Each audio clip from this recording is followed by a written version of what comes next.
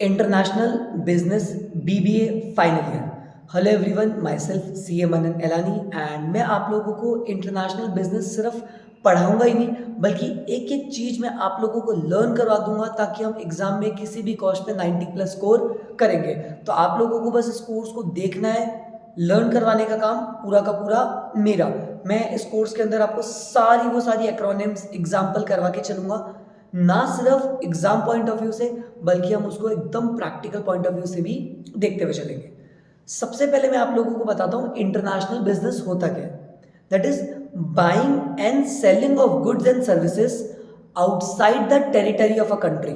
मतलब गुड्स को खरीदना या बेचना एक देश से दूसरे देश में, मतलब सिंपल वर्ड, या तो इंपोर्ट या एक्सपोर्ट, या तो गुड्स का या सर्विसेज का, इसी चीज को बोला जाता है international business. That is buying and selling of goods and services outside the territory of a country is known as international business.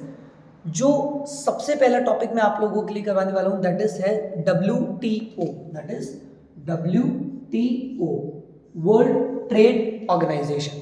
अब मुझे इतनी सी बात बताओ, क्या दो बैंक आपस में लड़ाई कर सकते हैं क्या?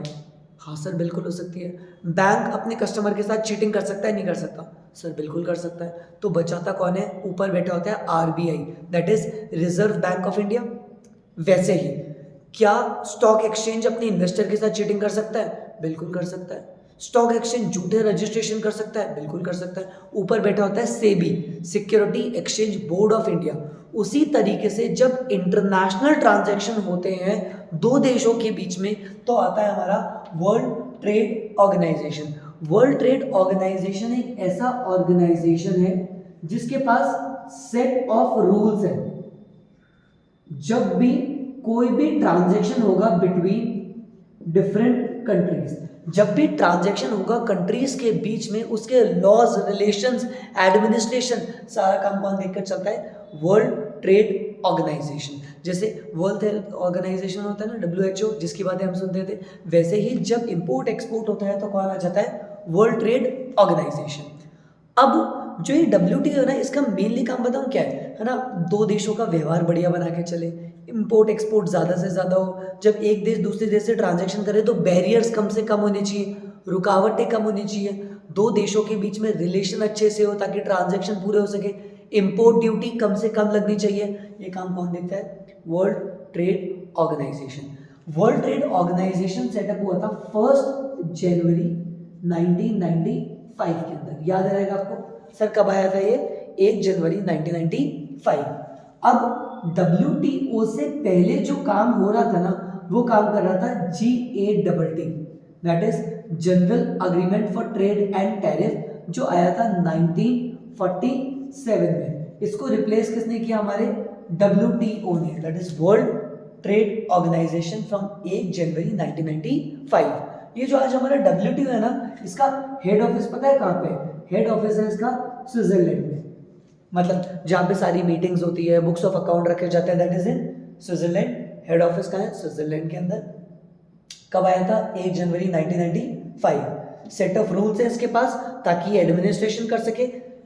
WTO से पहले कौन था? GATT, GATT, मेरे साथ साथ बोलो GATT, that is GATT, general agreement on trade and tariff, जो कब आया था? 1947।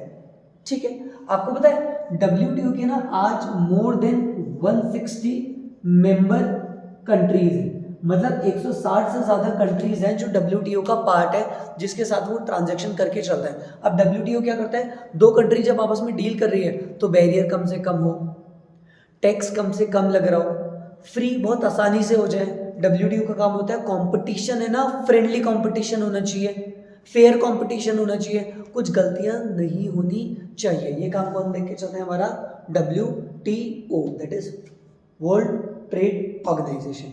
एक बार रिकॉल करें, वर्ल्ड ट्रेड ऑर्गेनाइजेशन होता है जो इंपोर्ट एंड एक्सपोर्ट के लिए रूल्स, रेगुलेशंस, लाइसेंसिंग सारी देके चलता है। आया कब था ये? 1 जनवरी 1995। इससे पहले कौन सा था? GATT, वो कब आया था? 1947 के अंदर। WTO का हेड ऑफिस कहाँ है? स्विट्जरलैंड के अंदर। 160 से ज्यादा मेंबर कंट्रीज इसकी है। अब आपको पता है WTO का ना 2 साल के अंदर अंदर एक मीटिंग करना कंपलसरी है। डब्ल्यूटीओ को 2 साल के अंदर अंदर एक मीटिंग करना जरूरी है, अपने मेंबर्स की मीटिंग करना, ताकि जो भी इंपॉर्टेंट डिसीजन है, ये जो 160 कंपनीज है, कंट्रीज है, इनमें चेंजेस तो आते रहते होंगे, तो जो भी इंपॉर्टेंट डिसीजन है वो इस मीटिंग में वो डिसाइड करके चलते हैं। इन 2 साल के अंदर अंदर एक मीटिंग करना कंपलसरी हो जाता है। अब एक बहुत इंपॉर्टेंट क्वेश्चन बनता है कि ये जो हमारा गैप था और दूसरा हमारा कौन सा है, डब्ल्यूटीओ, दोनों में फर्क क्या है? देखो, एक तो टाइम तो आपको पता ही है कि जीएटी जो आया था 1947 में आया था, डब्ल्यूटीओ हमारा कब आया, अभी आया 1995 में, पर इसके अलावा क्या क्या फर्क था? तो ध्यान से देखना, जो हमारे मेजर फर्क थे दोनों के अंदर, that is WTO and GATT के अंदर, वो ये था कि गैट जो डील करता था वो सिर्फ और सिर्फ डील करता था किसके साथ, गुड्स के साथ, और जो ये हमारा डब्ल्यूटीओ है ये डील करता है goods as well as services. यार गैट कब आया था, 1947, तब एक देश से दूसरे देश तक सर्विसेज इजीली नहीं जाती थी क्योंकि इंटरनेट नहीं था। लेकिन अब हमारी गुड्स भी बिकती हैं, सर्विसेज भी बिकती हैं। फॉर एग्जांपल, मैं इंडिया में भी बढ़ा सकता हूँ, इंडिया के बाहर भी कोई सर्विसेज ले सकता है, डॉक्टर की सर्विस, चार्टर्ड अकाउंटेंट की सर्विसेज, एडवाइजरी की सर्विसेज, बहुत सारे लोग होते हैं जो आउटसाइड सर्विसेज ले सकते हैं। तो जो हमारा डब्ल्यूटीओ होता है ये डील करता है बोथ गुड्स एंड सर्विसेज में, गैट डील करता था सिर्फ और सिर्फ किसके अंदर, गुड्स के अंदर। गैट्स के पास है ना बहुत कम पावर थी, लो पावर, लेकिन इसके पास हाई पावर है, ये वर्ल्ड बैंक से भी डील कर सकता है, काफी सारे काम भी कर सकता है। और पता है क्या, ये जो गैट का डिस्प्यूट सेटलमेंट टाइम था ना, यह सिस्टम था very very very very very very low, बहुत स्लो था, और इसका कैसा है, fast. Dispute settlement system is very fast. अच्छा, एक और चीज बताओ, ये जो हमारा गैट है और जो दूसरा हमारा है डब्ल्यूटीओ, अभी मैंने आपको बताया था गैट की मीटिंग कब कब होती है, in every 2 years meeting is compulsory. इसमें कोई टाइम डिसाइडेड नहीं था, नो टाइम डिसाइडेड, कोई टाइम डिसाइडेड नहीं था, लेकिन डब्ल्यूटीओ में 2 साल के अंदर अंदर होना जरूरी था। एक और चीज, ये ट्रिम एंड ट्रिप को फोकस नहीं करता। सर ये क्या चीज है ट्रिम एंड ट्रिप? पहले सुन लो, हमारा गैट फोकस नहीं करता था किसके ऊपर, ट्रिम एंड ट्रिप पे, लेकिन ये स्पेशली फोकस करता था ट्रिम एंड ट्रिप पे। ट्रिम एंड ट्रिप का मतलब हो जाता है हमारा इंटेलेक्चुअल प्रॉपर्टी राइट, और ये हो जाता है इन्वेस्टमेंट। मुझे बताओ, क्या आज मार्केट के अंदर ब्रांड नेम, डिजाइनिंग, इन सबको पहले से हम बुक कर सकते हैं? कॉपीराइट्स, पेटेंट, ट्रेडमार्क, ये सब हो सकता है? यस सर, बिल्कुल हो सकता है। डब्ल्यूटीओ तो इस पर बहुत अच्छे से फोकस करके चलता है, मतलब इसको इन्वॉल्व करके चलता है, लेकिन गैट के टाइम पे डिजाइनिंग को बुक करवाना या फिर डिजाइन को रजिस्टर कराना, पेटेंट, कॉपीराइट, ये गैट इसके अंदर डील नहीं करता था। इन सिंपल वर्ड, ये जो हमारा गैट था ना पहले, ये बहुत कच्चा सा बना हुआ था, लेकिन डब्ल्यूटीओ आके एक स्ट्रॉन्ग बन चुका है। मुझे बताओ, यहाँ तक बात समझ में आई? मैंने क्या क्या बोला, एक बार रिवाइज करके देखते हैं। जब भी 2 कंट्रीज के बीच में ट्रांजैक्शन होता है उसको हम बोलते हैं इंटरनेशनल बिजनेसेस। संभालता कौन है? WTO, world trade organization. WTO आया कब था? 1 जनवरी 1995। डब्ल्यूटीओ से पहले कौन था? GATT, GATT, general agreement on trade and tariff, वो कब आया था? 1947। और गैट को कोई मीटिंग कराने का टाइम नहीं था, लेकिन डब्ल्यूटीओ की फिक्स मीटिंग होती है हर 2 साल के अंदर। और डब्ल्यूटीओ की अभी इस समय पे 160 मेंबर कंट्रीज है, और डब्ल्यूटीओ का हेड ऑफिस है स्विट्जरलैंड के अंदर। ठीक है, अब डिफरेंस क्या होता है गैट और डब्ल्यूटीओ में? गैट सिर्फ डील करता था गुड्स में, डब्ल्यूटीओ डील करता है बोथ गुड्स एंड सर्विसेज में। गैट की स्पीड स्लो थी, डब्ल्यूटीओ की स्पीड हाई है। डिस्प्यूट सेटलमेंट सिस्टम भी गैट का बहुत स्लो था, लेकिन इसका वेरी फास्ट है। गैट की मीटिंग पता नहीं कब होती थी, लेकिन इसकी मीटिंग हर 2 साल में होनी जरूरी है। गैट ट्रिम एंड ट्रिप से डील नहीं करता था, that is intellectual property right और इन्वेस्टमेंट से डील नहीं करता था, लेकिन डब्ल्यूटीओ में स्पेशल प्रोविजन बनाए गए हैं किसके लिए? हमारे ट्रिम एंड ट्रिप के लिए। तो this is the basic difference between GATT and WTO. अब एक बहुत इंपॉर्टेंट क्वेश्चन आता है, ये जो हमारा डब्ल्यूटीओ है ये जो हमारा ये क्या प्रिंसिपल्स फॉलो करता है, देखो बड़े ही आसानी से मैं आपको एक अच्छी टॉपिक याद करा दूंगा, WTO के प्रिंसिपल। तो मुझे बताओ प्रिंसिपल का मतलब क्या होता है, सिद्धांत क्या फॉलो करके चलता है। तो आपको तो बस इतनी सी बात याद रखनी है, WTO बस प्रिडिक्ट कर रहा है, क्या कर रहा है, प्रिडिक्ट कर रहा है ए और बी के बाद क्या आएगा। WTO सिर्फ प्रिडिक्ट कर रहा है ए और बी के बाद क्या आने वाला है। तो principles of WTO are predict, A और बी के बाद क्या आता है, C D E,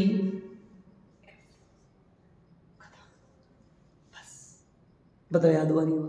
हाँ सर, प्रिंसिपल ऑफ WTO क्या हो जाएंगे, predict CDEF, predict CDEF, predict CDEF, हो गया खत्म।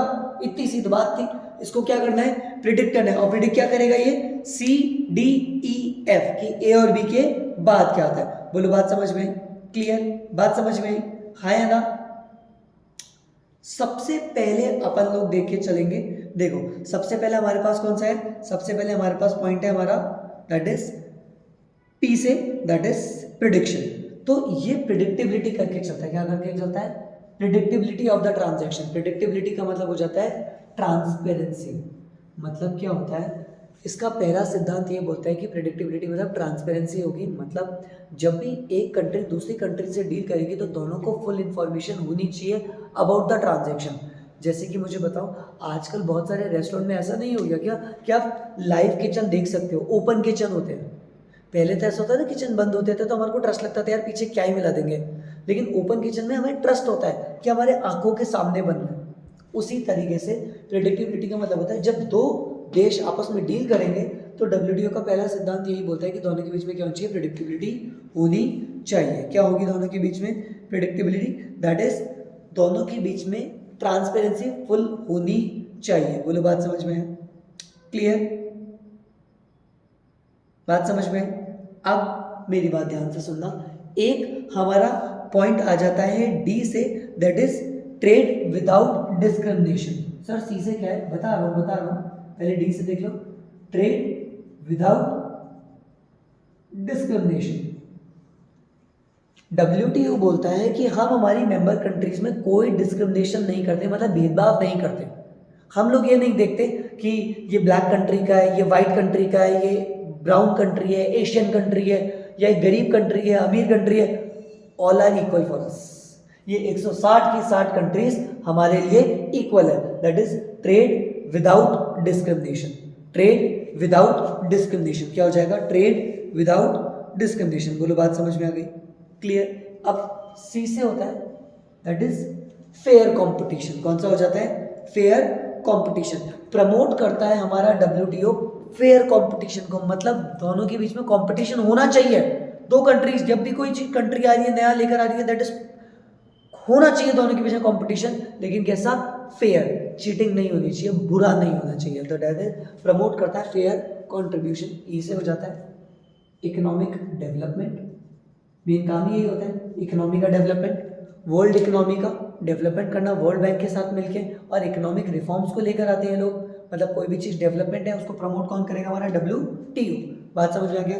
उसके बाद होता है F से free trade. Sir free trade का मतलब फ्री में ट्रेड होगा, नहीं मेरे बच्चे, इसका काम हो जाता है टैक्सेस को कम करना, इंपोर्ट ड्यूटी हटाना, ताकि जब एक देश दूसरे देश से डील करे तो कोई बैरियर नहीं होना चाहिए। फ्री ट्रेड का मतलब होता है one country is to free to trade with other. आज मैं इंडिया से चाइना कुछ भेजना चाहता हूं तो क्या बीच में कुछ रुकावटें हैं, WTO का काम है इस रुकावट को हटाना। Everyone is free to trade with other, that is free trade. ये इसके सिद्धांत है, कुछ अच्छाइयाँ नहीं बता रहा, ये वो चीज़ बता रहा हूँ मैं जिसको ये फॉलो करके चलता है। और हमारे कितने हो गए टोटल, 1 2 3 4 5, 5 ही प्रिंसिपल होते हैं। बताओ 5 के 5 याद हुए या नहीं हुए? यस सर, बिल्कुल याद हो गए हमारे को। प्रेडिक्ट करेगा ए और बी के बाद क्या होता है, तो CDEF प्रेडिक्टेबिलिटी मतलब ट्रांसपेरेंसी, C से कंपटीशन, D से डिस्क्रिमिनेशन के बिना, E से इकोनॉमिक डेवलपमेंट और F से फ्री ट्रेड। बताओ याद हुआ नहीं हुआ? एक बार मैं समअप करता हूँ आपको मैंने क्या क्या पढ़ाया। इंडिया से बाहर या कोई भी देश दूसरे देश के साथ डील कर रहा है तो इसको बोला जाता है इंटरनेशनल ट्रेड।